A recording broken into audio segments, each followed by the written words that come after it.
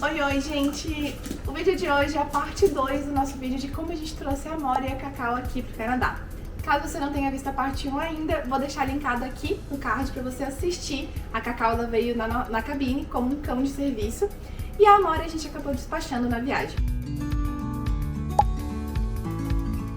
Então vamos lá contar a saga da Amorinha. A Amorinha é o nosso cãozinho que parece um labrador toy. Por que eu falo que parece um labrador toy? Porque ela tem a aparência inteira de um labrador. Ela vira-lata, a gente adotou ela vai fazer 2 anos esse ano. Mas ela parece muito um labrador que não cresceu totalmente. Um labrador costuma ter ali 30, 35 quilos e a Amorinha tem 23 quilos. A Amorinha é um cachorrinho muito energético. A gente pegou ela pequenininha, né? Ela tinha 45 dias, 2 meses, a gente adotou ela. E hoje ela já é um cachorro bem maior, ela tem uma boa estrutura, ela pesa 23 quilos. E ela tem muita energia, gente. A gente levou ela pra adestradora, a gente levou ela pra escolinha, porque ela precisava gastar essa energia.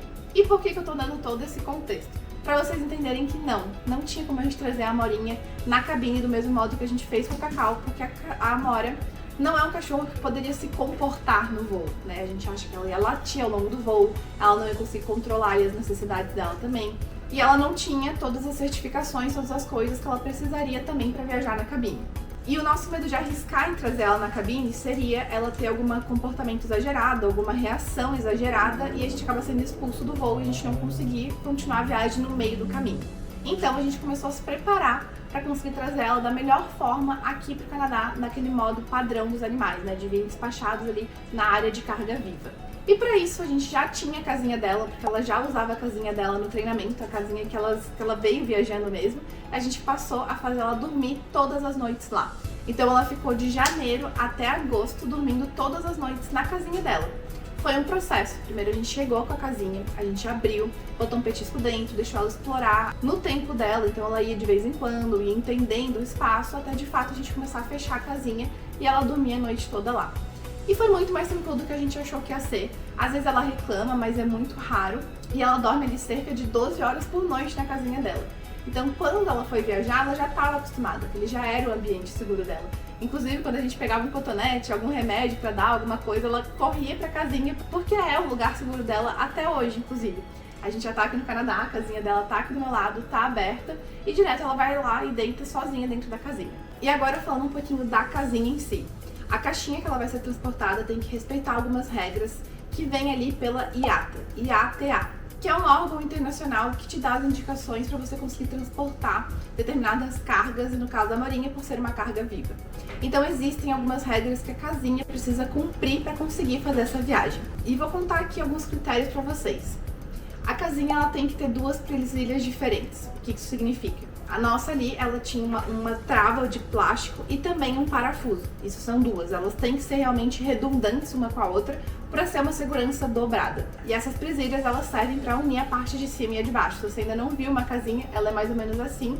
Normalmente você abre ela aqui, né, em cima, porque você consegue tirar ela toda. E essas presilhas duplas, né, esses 2 mecanismos diferentes, tem que fazer o mesmo papel ao longo desse fechamento. A caixinha ela tem que ter janelas, grades, né? Ela não pode ser 100% fechada.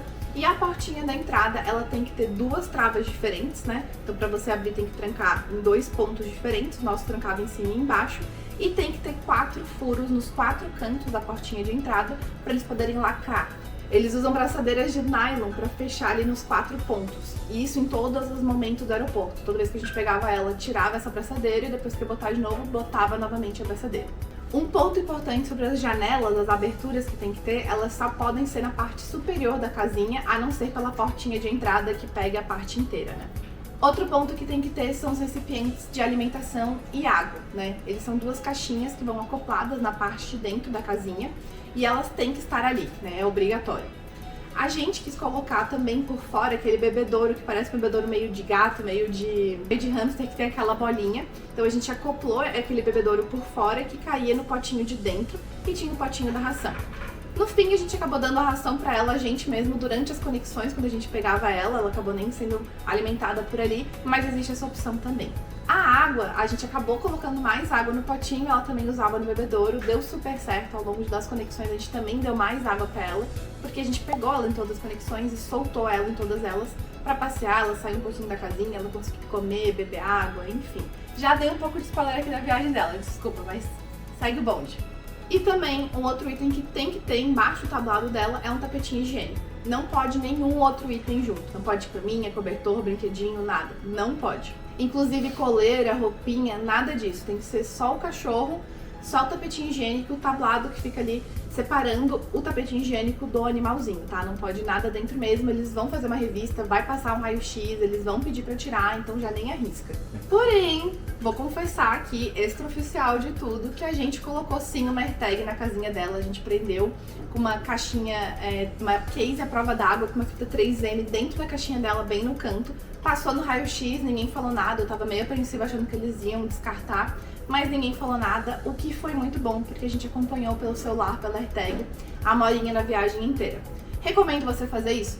Não recomendo, porque como eu falei, não pode. A gente quis arriscar, a gente optou pra arriscar perder a AirTag, mas conseguir ver ela durante a viagem inteira. Então fica da sua conta e risco, tá? Não tô recomendando, tô falando o que eu fiz, tô falando que não é o recomendado. Sobre a passagem da Morinha, como que funciona? Como eu comentei no vídeo anterior, a gente contratou uma empresa que é a Embarpet, que eles fizeram tanto essa parte de nos ajudar com a documentação delas, do que ia precisar, de carteirinha de saúde e tudo mais, quanto com a emissão das passagens delas. Então eles emitiram junto da nossa passagem que a gente teria um animal para despachar ali na carga viva. E aí você paga as taxas dela, da passagem dela, digamos assim, só na hora do check-in. Você faz uma reserva antes para dizer que você vai ter esse animal, para ver se tem disponibilidade, porque tem um número máximo de animais por voo e cada companhia funciona de uma forma diferente. E lá na hora você vai pagar as taxas referentes ao animal. Na parte interna, você tem que pesar tanto o animal sem a caixa quanto o animal com a caixa, e você paga um valor total dessa soma. Então existe uma tabelinha ali que pode variar. A gente pagou R$900 porque a Morinha ela tem 23 quilos e a caixinha dela tinha 13. Então a gente estava ali com um total de 36, que acabou sendo o valor máximo que tem ali na tabelinha deles, que é R$900. Isso da Latam. Já da Air Canada você vai pagar ali o trecho, e ele é uma taxa fixa entre ali o Brasil e o Canadá, que custa $270 americanos. E é cobrado em real, ele já é convertido ali na hora direto para real, mas ele vai usar esse valor em dólar, vai usar a taxa de conversão do dia para você pagar ali em reais. Para levar animaizinhos do Brasil para o Canadá, a única coisa que eles pedem é a vacina da raiva. Então você tem que apresentar ali a carteirinha de vacinação do animal e precisa ter a vacina da raiva em dia. E junto com a carteirinha de vacinação, você precisa ter o CVI, que é um documento ali de saúde dos animaizinhos. Todos os animaizinhos precisam ter, independente de estar viajando na cabine ou despachado, precisa ter esse documento. E no nosso caso, a gente já pegou ele diretamente com a Embarpet, que emitiu esse documento pra gente. Então, infelizmente, eu não vou conseguir te explicar sobre o CVI, porque a gente contratou uma empresa justamente para não ter que lidar com esse tipo de documentação, né? Então, a Embarpet fez tudo isso pra gente. Um representante nos encontrou em São Paulo, que foi muito bom, porque também ajudou a gente ali com todas as bagagens e elas que a gente estava andando, e já nos entregou em mãos tanto o CVI quanto outros documentos ali que a gente já tinha feito com eles. E aí, na entrada do país, aqui no Canadá, quando a gente foi passar pela imigração, a gente teve uma parte que a gente passou elas na imigração, que a gente tinha que apresentar as documentações dela. E a gente levou tudo isso também para eles verem, darem uma olhada e ver que estava tudo certinho para elas entrarem no país. Nesse momento, inclusive, a gente teve que jogar fora o que a gente tinha de ração e petiscos de cachorro, porque a gente não podia entrar com nada no país. Sobre trazer a Morinha pra cá, eu tava muito nervosa, eu sei que todo mundo que é pai de pet tem a mesma preocupação, e algumas pessoas até falavam, nossa, eu não teria coragem de trazer ela dessa forma, não sei o que eu faria. E, gente, pra gente não existia a possibilidade de não trazer elas assim. Esse era o meio que a gente conseguia trazer a Morinha, então a gente se preparou ela pra ela ter a viagem mais tranquila que a gente poderia dar pra ela. A gente arriscou ali com a AirTag, como eu comentei, então a gente ficava de olho o tempo inteiro aonde ela tava, pra saber se ela tava no mesmo lugar que a gente. A gente pegou ela em todos os aeroportos, a gente tirou ela da casinha, passeou, deu comida, deu água, foi checando ela ao longo do tempo, quando a gente podia, claro, né, a gente não tinha acesso a ela livremente.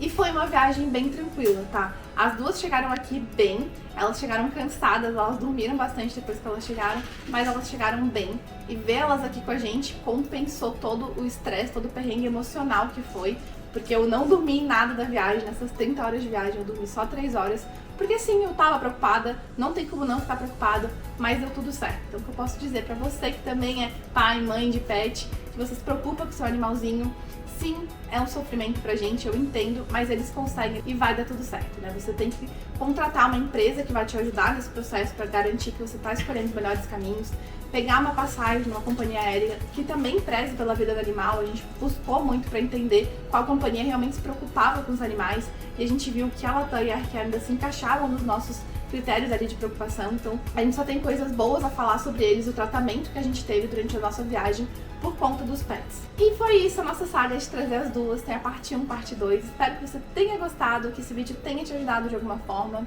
Não se esqueça de se inscrever aqui no canal, de deixar o seu like, de deixar o seu comentário. Se você tiver alguma dúvida e a gente puder te ajudar, com certeza a gente vai responder. E eu vejo vocês nos próximos vídeos. Tchau!